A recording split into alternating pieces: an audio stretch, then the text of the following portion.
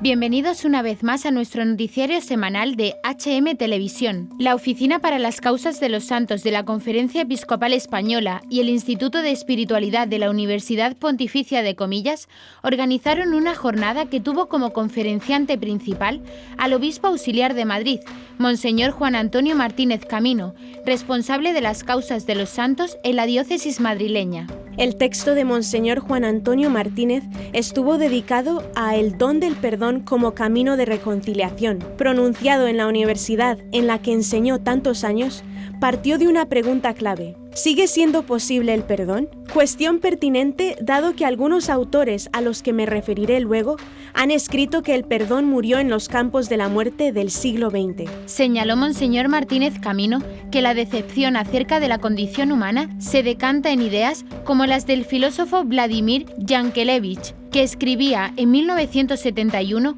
un libro titulado con una pregunta: ¿perdonar? Su respuesta era: no se puede ya perdonar. El perdón ha muerto en los campos de la muerte. El perdón sería una falta de respeto a tantas víctimas inocentes de genocidios y matanzas bélicas y políticas. Perdonar sería no haber tomado en serio tanto su sufrimiento.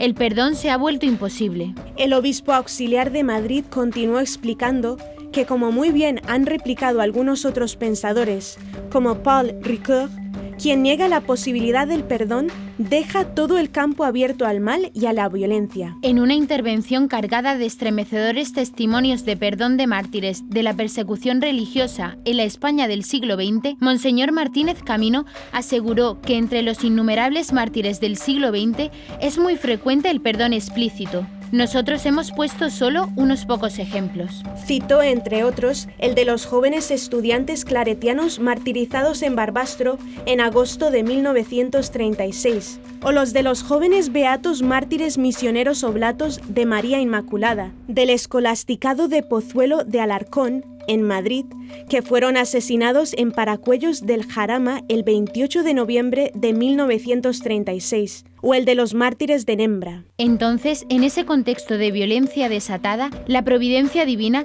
quiso hacer presente su misericordia y su perdón de un modo igualmente notable, sobreabundante según la lógica divina de la salvación. Donde abundó el pecado, abundó todavía más la gracia. No hay que olvidar que Andrea Riccardi cifra el número de los mártires cristianos de todas las confesiones en el siglo XX en 3 millones. Otros llegan a contar hasta más de 40 millones. El autor Didier Gans piensa que la cifra de Riccardi es la mínima, pero no concreta el número mayor de que pudiera tratarse. El obispo auxiliar de Madrid insistió en que la lógica de la idolatría del mundo lleva a la muerte sin sentido, a la deshumanización del hombre. En cambio, la lógica de la imitación de la pasión de Dios, gloriosa en la cruz del Redentor, lleva a la vida y a la esperanza que no defrauda. El perdón es posible también después de los horrores del siglo XX. Prueba de ello es que nunca hubo tantos que murieran perdonando a sus verdugos como en esos tiempos dramáticos. Por ellos, por los mártires, viene la luz y la salvación de este mundo violento, que vive bajo el signo del pecado. Ellos son la presencia actual de una fuerza mayor, la de la misericordia divina, que es fuente de vida eterna.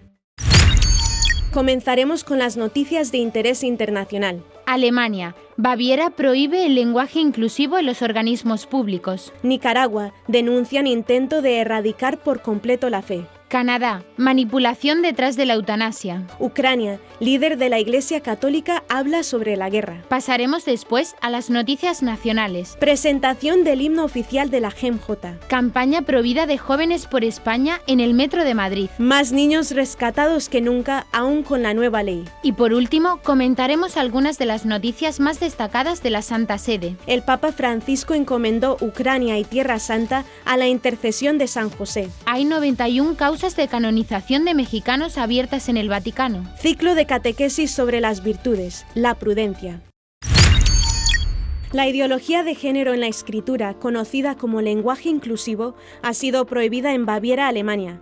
La medida afecta a la correspondencia de los organismos públicos, las escuelas y las universidades. Según informa la Bayerischer Rundfunk, Así lo decidió esta semana el Gabinete del Estado Libre de Baviera. En adelante no se permitirán las formas de escritura con asterisco de género, con guiones de género, con mayúscula interna y con 2 puntos internos. Esta nomenclatura afecta al idioma alemán. Si los estudiantes utilizan esta escritura, se marcará como incorrecta, pero no se considerará un error. Sin embargo, el jefe de la Cancillería Estatal, Florian Hermann, CSU, dijo que habrá consecuencias si los funcionarios no respetan estas reglas. También se asegurará en las universidades que los estudiantes no sufran desventajas si no utilizan este tipo de lenguaje de género con caracteres especiales en el interior de la palabra, porque no quieren hacerlo. La guía fundamental son las pautas establecidas por el Consejo de Ortografía alemán. Por precaución, Hermann agregó que la prohibición de la Cancillería Estatal también se aplicará independientemente de futuras decisiones del Consejo de Ortografía alemán sobre el uso de caracteres especiales. Hermann explicó que se trata de mantener estos espacios realmente libres de ideologías en una sociedad liberal y abierta. El lenguaje ideológicamente cargado tiene un efecto muy excluyente, dijo, y parte de la población experimenta con frecuencia lo que calificó como un gran fervor misionero. En ciertos entornos se genera efectivamente una presión moral para que se utilice el lenguaje de género. A pocos días del inicio de la Semana Santa, los católicos en Nicaragua se preparan para las celebraciones religiosas en medio de la persecución contra la fe emprendida por la dictadura de Daniel Ortega y su esposa y vicepresidenta Rosario Murillo. Para Marta Patricia Molina, abogada e investigadora nicaragüense, el régimen quiere erradicar por completo la fe del pueblo católico para así desaparecer a la Iglesia. Marta Patricia Molina es autora del informe Nicaragua, una iglesia perseguida, que en octubre de 2023, en su 4ª entrega, documentó 667 ataques y agresiones dirigidos hacia la Iglesia Católica en Nicaragua desde abril de 2018 hasta agosto de 2023. A esto se suman otras 70 agresiones en contra de denominaciones cristianas.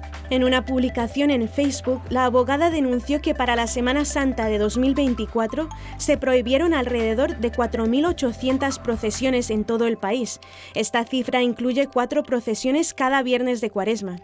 Además, muy pocas parroquias tendrán celebraciones fuera de los muros de sus templos. En las catedrales de todas las diócesis nicaragüenses, las procesiones serán internas, al igual que la mayoría de las parroquias y capillas del país. El régimen persigue a la Iglesia Católica solamente por hablar con la verdad, a la luz del Evangelio, y señalar todas las vulneraciones a los derechos humanos que cometen los dictadores, manifestó Molina en diálogo con Aciprensa este 19 de marzo. Nicaragua es un país muy dado como pueblo católico a la piedad popular, añadió. Asimismo, las alcaldías y municipalidades, comenta la abogada, están convocando a actividades religiosas de Semana Santa sin autorización ni participación de la Iglesia Católica. Molina expresó que el solo hecho de manifestar públicamente la fe en Nicaragua pone a los ciudadanos en grave peligro de ser capturados por la policía.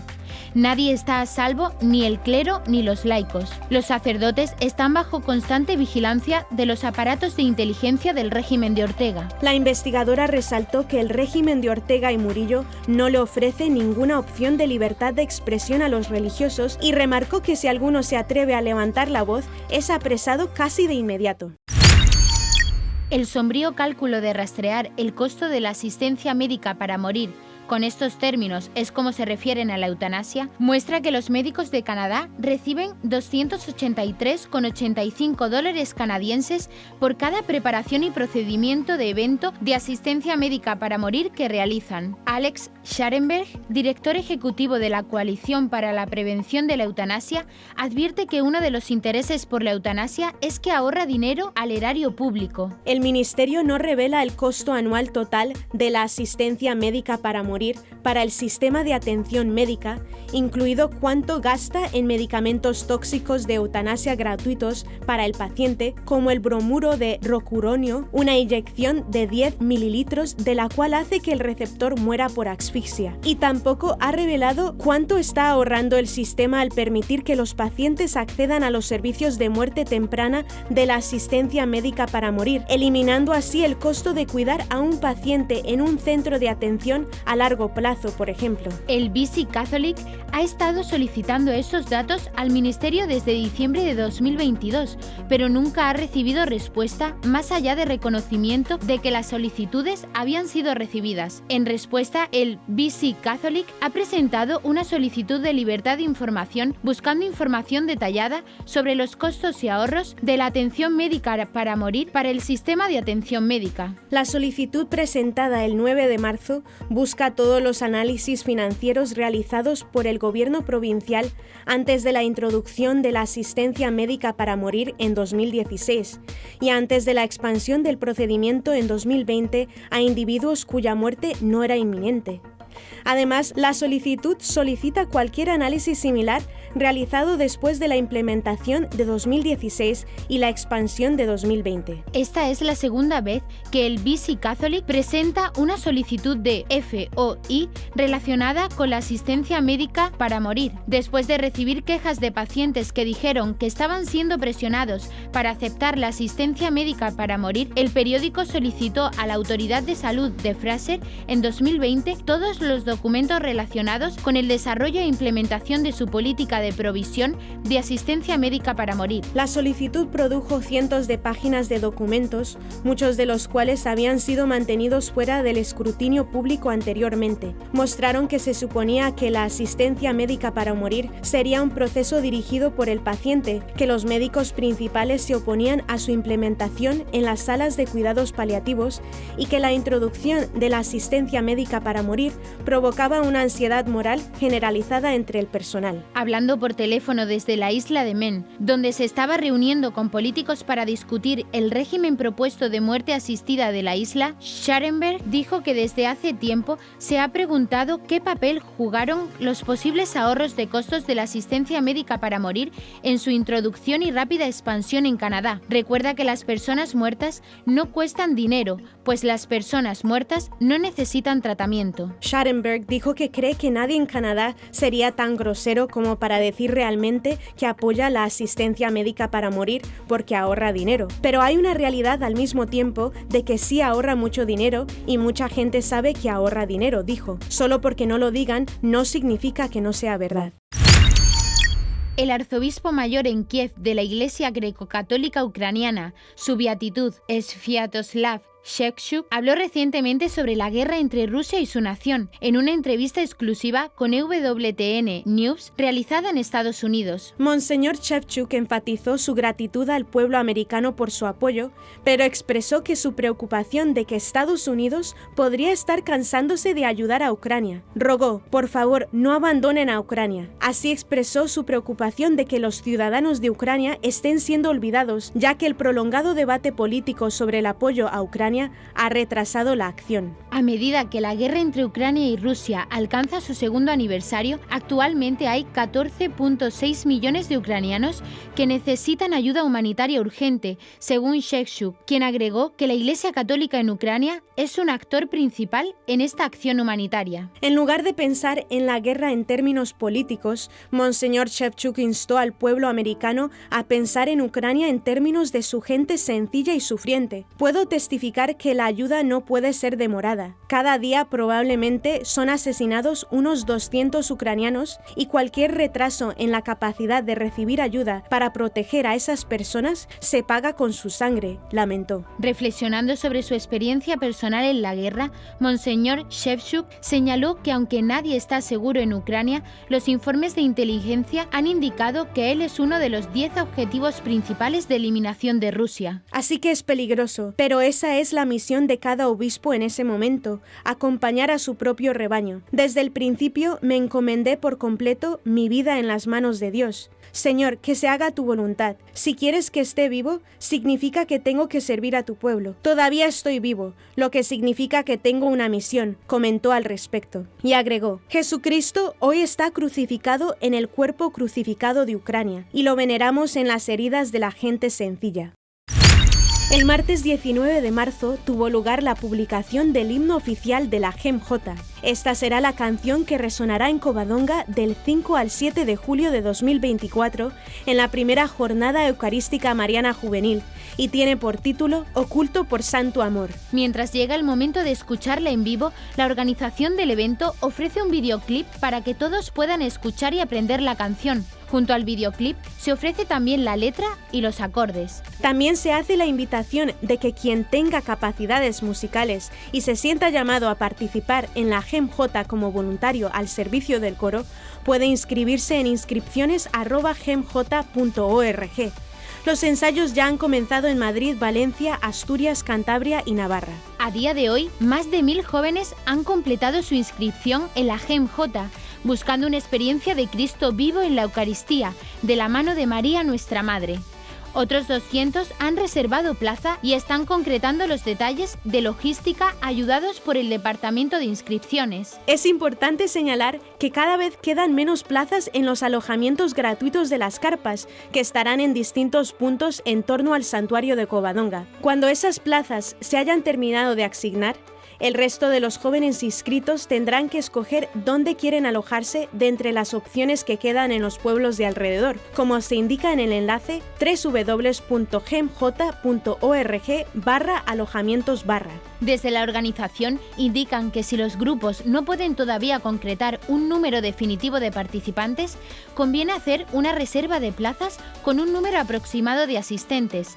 Así como los grupos y personas individuales ya inscritos, conviene que vayan haciendo el pago de los packs de comida. Por otro lado, los sacerdotes que deseen participar de la GEMJ pueden hacerlo tanto dentro de un grupo como en solitario, ofreciéndose a la GEMJ al servicio de la atención espiritual de los 2000 jóvenes que se darán cita en Covadonga. Aunque la inscripción no incluye el desplazamiento hasta Covadonga, algunos autobuses saldrán de distintos puntos de España, coordinados cada uno por un responsable para esa zona, con el fin de facilitar a todos aquellos que de manera individual o en grupos reducidos quieran apuntarse a la GEMJ. La Asociación Jóvenes por España ha lanzado en el Metro de Madrid una campaña en defensa de la sacralidad de la vida humana de los no nacidos, con ocasión de la fiesta de la Anunciación del Señor, en la que recordamos la encarnación de Dios en las entrañas de María Santísima. Jóvenes por España constatan que en la Constitución de 1978 el crimen del aborto tiene carta blanca. Las leyes aprobadas por el PSOE y consolidadas por el PP han normalizado la mayor aberración de los tiempos modernos. Jóvenes por España considera inaceptable la normalización de esta atrocidad. Por eso han lanzado esta campaña, para dar la batalla por la vida, recordar que nunca es lícito matar a un inocente, despertar conciencias adormecidas y dar voz a los más indefensos. En el soporte publicitario puede verse a un niño dentro del vientre materno en forma de corazón con el texto: "No soy un puñado de células, soy un ser humano. Mi vida vale tanto como la tuya. Sí a la vida, no al aborto". Jóvenes por España asegura que dan un paso al frente para defender los derechos de los niños en el seno de sus madres y para recordar el deber de los gobernantes de proteger la vida desde la concepción. Afirma que no quieren formar parte del circo mediático y político ni dejarse llevar por la mentira, la demagogia y los cantos de sirenas de quienes en nombre de una falsa libertad corrompen a la mujer y al conjunto de la sociedad para legitimar que el más fuerte elimine al más débil. Jóvenes por España quiere contribuir en esta lucha haciendo un llamamiento a organizarse, a vencer el miedo y a ponerse en pie para defender la vida del ser humano creado por Dios a su imagen y semejanza. Afirman que la Iglesia Católica, depositaria de la verdad, tiene el irrenunciable deber de proclamar la ley de Dios y de educar en una sana antropología que ponga al ser humano en relación con su Creador y que le haga tomar conciencia de su destino eterno. Pese a la ley antiprovida implantada por el Gobierno en 2022, Marta Velarde, presidenta de la asociación Más Futuro y fundadora de Rescatadores Juan Pablo II, asegura que sus voluntarios están haciendo más rescates que nunca.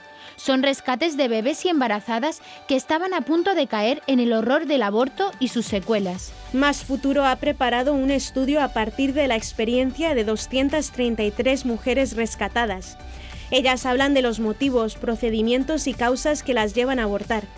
El 98% de estos casos son recientes, de las últimas semanas. Este estudio consistió en una encuesta de 234 preguntas que ha sido respondida voluntariamente por mujeres que decidieron no abortar tras ser rescatadas a las puertas de los abortorios, en muchos casos minutos antes de la cita programada. Uno de los primeros desmentidos es que las adolescentes son las que más abortan por procedimiento quirúrgico, algo que, según Velarde, es totalmente falso, pues con el informe en mano se recoge que casi el 70% de los abortos son de mujeres que tienen al menos un hijo. Por paradójico que resulte, estas son las mujeres que mayor dificultad plantean a la legión de rescatadores de Velarde a la hora de seguir adelante con su embarazo y salvar a su segundo o tercer hijo.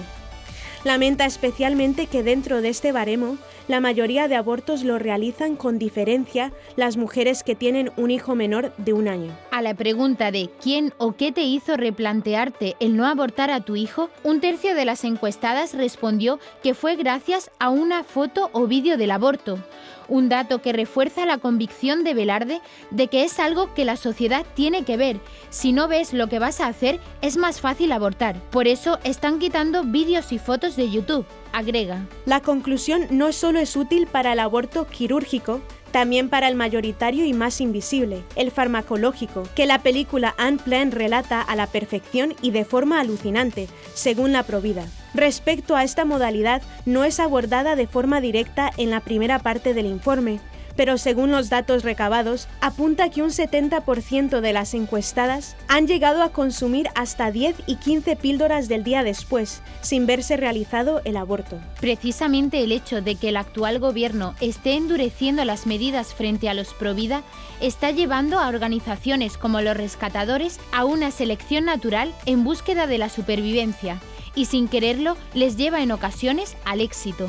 Desde el 2022, la legislación vigente en España contempla penas de prisión de 3 meses a 1 año por obstaculizar o acosar a quien pretende abortar. Una ley que parece estar redactada deliberadamente contra organizaciones como la de Velarde. Sin embargo, admite estar llevando a cabo más rescates que nunca y no tener ni una denuncia. Somos muy discretos, no nos ven. Hoy me he levantado a las 6 y no hacía más que sonar el teléfono por los rescates. En 32 horas hemos tenido 4 en el puerto de Santa María, otro en Murcia, 4 más en Madrid. Nunca hemos tenido tantos, asegura. Este miércoles 20 de marzo, el Papa Francisco encomendó a San José los países que sufren el horror de la guerra, especialmente Ucrania, Israel y Palestina. Esta oración fue realizada en el marco de la solemnidad de este santo que se celebró el martes 19 de marzo. El pontífice indicó que San José es el patrono de la Iglesia Universal y por ello encomendó a su intercesión a la Iglesia y al mundo entero, especialmente a todos los padres que tienen en él un modelo singular que imitar. A San José encomendamos también los pueblos de la atormentada Ucrania y de Tierra Santa, Palestina e Israel, que tanto sufren el horror de la guerra, añadió el Papa Francisco. Además, instó a no olvidar nunca que la guerra es siempre una derrota, al tiempo que afirmó que no se puede seguir en guerra. Debemos hacer todos los esfuerzos posibles para negociar y poner fin a la guerra. Recemos por ello, pidió el Santo Padre a los fieles que le escuchaban desde la plaza de San Pedro del Vaticano. El embajador de México ante la Santa Sede, Alberto Medardo Barranco Chavarría, reveló que actualmente hay 91 causas de canonización abiertas de mexicanos en el Vaticano. Barranco Chavarría explicó que el proceso de canonización comienza en una diócesis, tras recibir el visto bueno del Vaticano. En un inicio explicó que se debe armar un expediente con la biografía y testimonios de fama de santidad. Si la Santa Sede aprueba este expediente, el candidato es declarado siervo de Dios, lo que inicia una nueva fase de análisis. Posteriormente, una vez que el Papa reconoce que la persona vivió las virtudes en grado heroico, se declara venerable al candidato. Para avanzar hacia la beatificación, se requiere la comprobación científica de un milagro. Una vez beatificado, la comprobación de un segundo milagro permite que la persona sea proclamada santa por el Papa. Entre los mencionados en la lista con una causa de canonización abierta, Barranco Chavarría resaltó figuras notables como los beatos franciscanos Sebastián de Aparicio Evangelio y Margil de Jesús, el padre Miguel Agustín Pro Juárez y los beatos laicos Anacleto González Flores y Concepción Cabrera de Armida. En 2006, el Papa Benedicto XVI canonizó a San Rafael Guízar y Valencia, primer obispo mexicano en ser declarado santo, considerado el patrono del episcopado mexicano. Además, en 2013, el Papa Francisco canonizó a la religiosa Santa María Guadalupe García Zavala y en 2017 a los santos Antonio, Cristóbal y Juan, conocidos como los niños mártires de Tlaxcala, que fueron además los primeros mártires de América.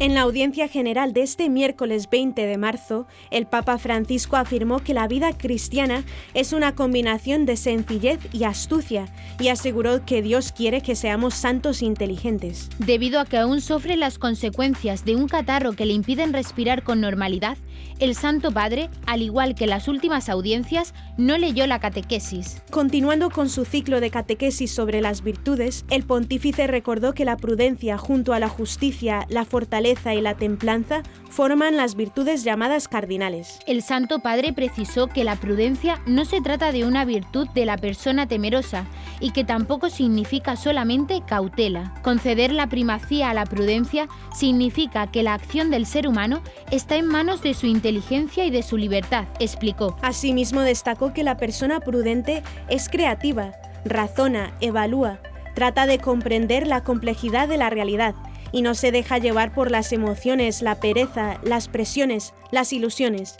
El Papa Francisco recordó que muchos pasajes del Evangelio ayudan a educar a la prudencia y aseguró que la vida cristiana es una combinación de sencillez y astucia. Por último, afirmó que Dios no solo quiere que seamos santos, sino que quiere que seamos santos inteligentes, porque sin prudencia, equivocarse de camino es cuestión de un momento. Y hasta aquí nuestro informativo semanal. Esperamos que haya sido de su agrado.